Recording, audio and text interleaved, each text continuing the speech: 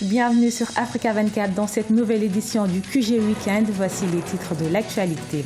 La lutte contre l'esclavagisme est un défi pour les défenseurs des droits de l'homme. Retour dans cette édition sur l'ouverture ce mercredi 3 août du procès de 13 militants de l'initiative pour la résurgence du mouvement abolitionniste à Nouakchott. Au Cameroun, la Caisse nationale de prévoyance sociale a atteint 409 milliards de francs CFA de réserves cumulées de trésorerie et de sécurité. Qu'est-ce qui implique ces performances? Élément de réponse dans cette édition. Et puis au Bénin, invalidation de l'année académique de la faculté des lettres, arts et sciences humaines de l'université Abomey-Calavi. Une décision qui intervient après un bras de fer entre ces autorités et les étudiants. Le procès de 13 militants de l'initiative pour la résurgence du mouvement abolitionniste a débuté ce mercredi 3 août à Nouakchott en Mauritanie. Inculpés d'usage de la violence et attaques contre les pouvoirs publics, plusieurs organisations non gouvernementales réclament toujours leur libération. Idélet Mirabel Bissou. En Mauritanie, 13 anti-esclavagistes risquent jusqu'à 2 ans de prison s'ils sont déclarés coupables. Mercredi 3 août 2016, des dizaines de militants de l'IRA, Initiative pour la résurgence du mouvement abolitionniste, se sont massés devant le palais de justice pour soutenir les prévenus. Ces défenseurs des droits de l'homme sont appuyés par Amnesty International et plusieurs autres ONG pour réclamer la libération de leurs militants. La lutte contre l'esclavagisme en Mauritanie par les organisations non gouvernementales est un défi de longue date pour les défenseurs des droits de l'homme. C'est un problème de rapport à l'identité, tout simplement. Il y a une partie de la Mauritanie qui se veut arabe et qui pense que les autres mettent en péril justement cette arabité-là. Et c'est simplement cela le problème de la Mauritanie. Moi, je pense que toutes les obstructions que nous rencontrons sur le plan droits de l'homme, jouissance des droits de l'homme, c'est le non-respect de l'État, de ses engagements internationaux et régionaux par rapport effectivement à la jouissance complète des droits de l'homme sur le territoire mauritanien. Appartenir à un pays, un sentiment de citoyenneté naturelle et légitime. En Mauritanie, une partie de la population estime être exclue. Les négro-africains, puisqu'il s'agit d'eux, réclament à chaque occasion leur part dans la gestion des affaires de la cité. Aujourd'hui, la question de l'identité nationale est posée dans le pays avec acuité. Il faut qu'aussi une partie de la classe politique et même des observateurs et des analystes évoluent au niveau de leurs paramètres d'appréciation et leur analyse. On ne peut pas dire que la Mauritanie qui déportait une partie de sa communauté, la Mauritanie qui censurait les journaux, la Mauritanie qui torturait les dirigeants politiques et les militants des droits de l'homme n'a pas changé. La Mauritanie a changé à travers le fonctionnement de ses institutions, la Mauritanie a changé à travers le redéploiement des acteurs politiques.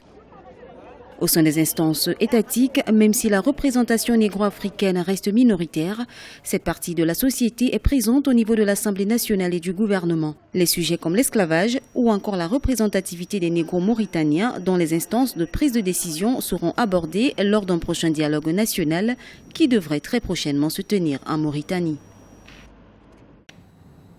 Suite à des affrontements dans sa capitale, Juba, le Soudan du Sud accepte le déploiement d'une force régionale sur son territoire. C'est à l'issue d'un sommet de l'organisation régionale à Addis Abeba ce vendredi. Les dirigeants de l'autorité intergouvernementale pour le développement ont réussi à convaincre le président Salva Kiir d'accepter le principe d'une force de protection. Pendant ce temps, Riek Machar reste toujours introuvable. Je vous le disais en titre, 409 milliards de francs CFA de réserve de sécurité. C'est le montant qu'a atteint la Caisse nationale de prévoyance sociale au Cameroun, l'organisation en charge de gérer les fonds de pension des travailleurs du pays. Cette performance est réalisée grâce à la politique d'économie budgétaire mise en place par la CNPS. Viviane Baoken, correspondante au Cameroun, reportage. La campagne visant à améliorer le nombre de prestataires semble avoir porté ses fruits. Avec un peu plus d'1 million d'assurés, la Caisse nationale de prévoyance sociale du Cameroun a atteint un peu plus de 409 milliards de réserves cumulées de trésorerie et de sécurité. Dans le détail, les réserves de trésorerie comptent pour 126 milliards de francs CFA, tandis que les réserves de sécurité pèsent pour 176 milliards de francs CFA. En sécurité sociale, on ne peut pas parler de tous ces milliards parce que c'est un argent qui sert. Nous sortons d'une situation il y a une décennie qui n'était pas toujours propice à un certain nombre de choses, à une situation plus aisée aujourd'hui qui nous permet d'envisager plus favorablement un certain nombre de doléances de la part de notre cible, c'est-à-dire les assurés sociaux. Ces bonnes performances ont été réalisées non seulement par la mise en place d'une politique de gestion économe, mais aussi grâce à un système de recouvrement plus rigoureux.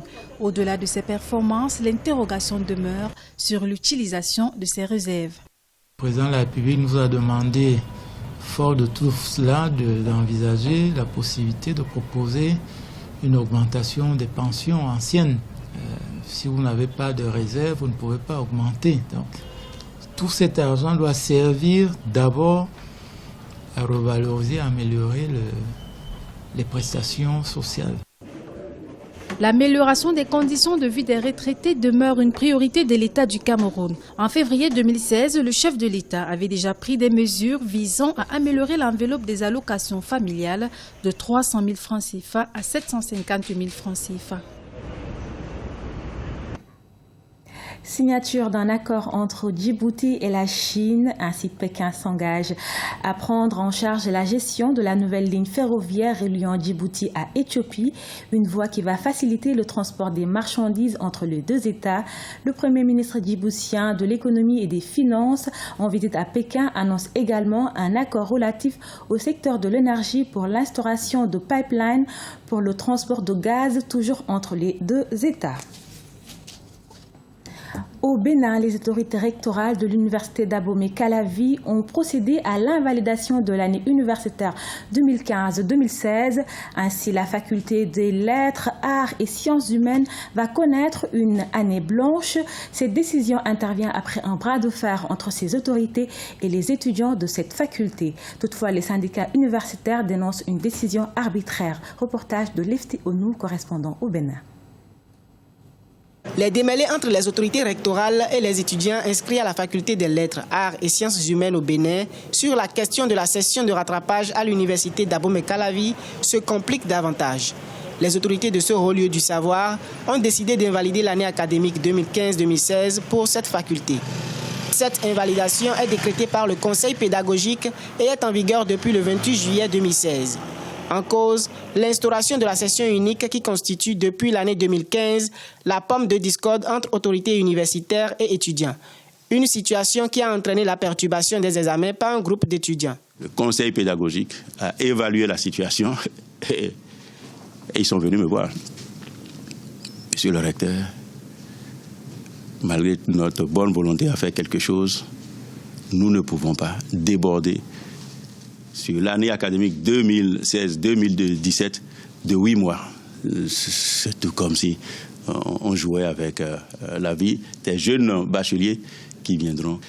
Nous décidons pure et simplement de blanchir l'année académique 2015-2016 à la flash et tout le monde reviendra à une année normalisée en octobre prochain. La situation qui prévalait à la flash depuis 2015 a entraîné, selon les autorités rectorales, un retard de 6 mois sur l'année académique 2015-2016. Les étudiants ont renoué avec leurs revendications au cours de la période des examens du premier semestre. La décision d'invalidation de l'année universitaire intervient après l'exclusion pour une durée de 5 ans de 21 étudiants. On se retenait de sanctionner. Maintenant, c'est clair, les règlements pédagogiques ont prévu les sanctions de ceux qui viennent perturber. Et comme je vous l'ai dit fort heureusement, ce n'est pas du tout la grande majorité, je dirais la très grande majorité des étudiants. C'est un groupuscule qui vient simplement semer ce désordre dans les salles d'examen. Donc les sanctions vont commencer à tomber davantage. De leur côté, les syndicats d'étudiants dénoncent cette décision qu'ils qualifient d'arbitraire et unilatérale. La faculté des lettres, arts et sciences humaines établit dans son règlement pédagogique une suppression de la session de rattrapage depuis 2010. Raison avancée, l'effectif pléthorique que cette faculté enregistre chaque année.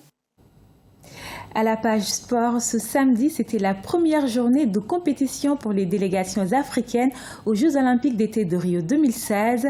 Une entrée difficile pour le Cameroun en boxe. Fotsala Simplice s'est incliné face au Britannique Gaël Yafé dans la catégorie des mi-mouches de moins de 49 kilos. En football féminin, les Zimbabwéennes ont perdu 3-1 contre les Canadiennes. Bonne performance des Angolaises en handball. Elles ont battu les Roumaines 23-19. Et en tennis de table, bonne première journée pour Seguin Triola. Le Nigérien a dominé le Tchèque Dimitri Prokovov 4-2. Et maintenant, place au programme de ce lundi 8 août avec Oumou Kalsoumba.